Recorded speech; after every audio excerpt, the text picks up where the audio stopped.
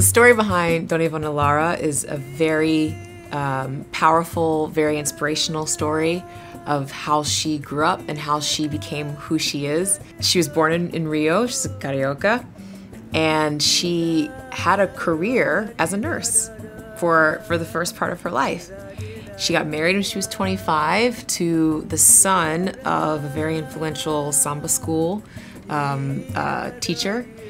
And when she reached in her midlife, as some say, she actually retired from being a nurse and went full spring into music.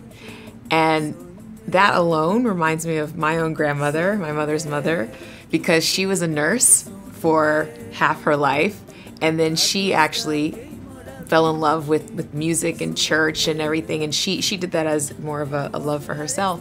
But it really tied the two together for me, especially because so many people refer to Dona Ivone as like their adopted grandmother.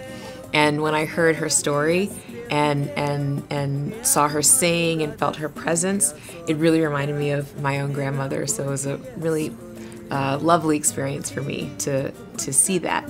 Also really great about her story is the fact that she was in these samba schools that historically and notoriously were men, especially in the writing sections of the samba schools. No woman had ever been entered into the composer's circle.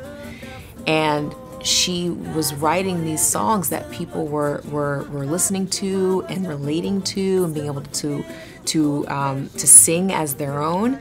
And she actually became inducted into the writer's circle in the mid-60s, and she was the first woman to be able to be inducted in that in a samba school.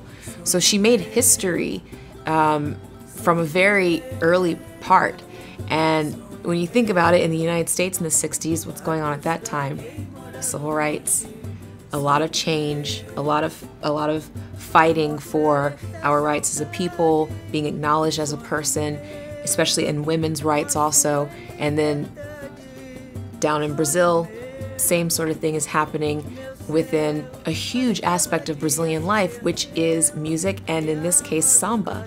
A lot of people don't know that samba actually is the foundation for a lot of other Brazilian music. Bossa Nova actually came out of samba, which a lot of people didn't know and didn't understand. And samba came from a lot of African culture that was brought into Brazil from the West African slave trade. So it's a full circle in that aspect.